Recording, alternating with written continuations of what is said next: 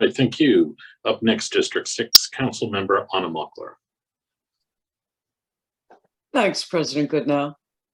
I am not going to show slides tonight of the 3 people on the urban farm tour because it was a month ago. And I should add that only one of them wrote one of the 20 emails that City Council has received in support of the Sustainability Committee. So it wasn't a special interest thing. Okay, so good evening. This is another in the ongoing series examining the nature of democracy and its application. At our last meeting, the council president told us that we can speak only to the 2 council staffers and to the city attorney. Other interaction with city staff should go through the mayor's office. This vision of our role is very different from that described in Bremerton's city charter. The charter was approved by voters and can only be changed by voters. Article 3, Section 12 of the charter states that council's remit is to, quote, have all legislative powers possible, and council may adopt and enforce ordinances relating to the good of the government of the city. In my opinion, our job is also to represent the people, to treat their dignity with respect, and to do the work they asked of us in the city charter.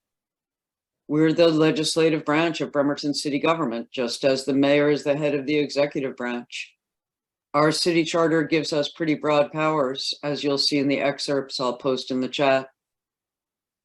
The mayor, head of the executive branch, has different duties and responsibilities. The mayor's role is executive and administrative. The mayor has general supervision of the city's administration, as detailed in the charter. That's a single role with pretty broad powers and a lot of detail work, a lot of it. So with the judiciary branch, our small constitutional system of checks and balances is complete. The founders who wrote the Constitution, having just rejected the tyranny of kings, feared the rise of a strong authoritarian leader, and the 3-branch system was designed to safeguard against that rise. So right now, messy, inefficient, argumentative democracy is often set aside in favor of one strong authoritarian leader. It's familiar to us from history. It's familiar to us from most work that we've ever had. From all military experience, there is a boss and sub-bosses and workers. It's a very clear hierarchy, top to bottom. The thing is that Congresses, councils, and committees operate differently. They are voluntary associations. Voluntary associations are a group of peers with one member who presides, thus president, to maintain proper procedure. Both Robert's rules and our own council's rules and procedures make it clear that the presiding member is not the group's leader, not vested with power to speak for council without consultation, but an equal member with this additional difficult duty.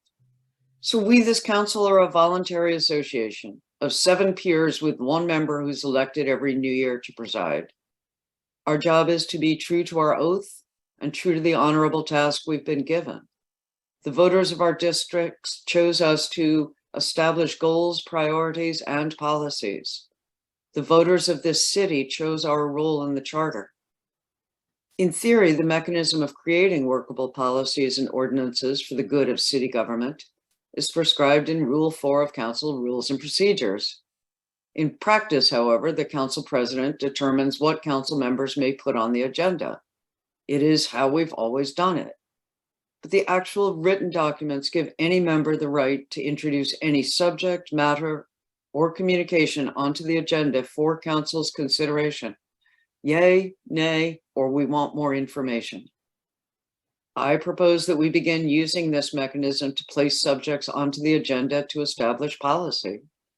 One of you might want to introduce consideration of a resolution that protects lands along the watershed forest border, or measures to bring better hygiene and general conditions to the houseless downtown, or to have a hearing on the MFTE. Over to you.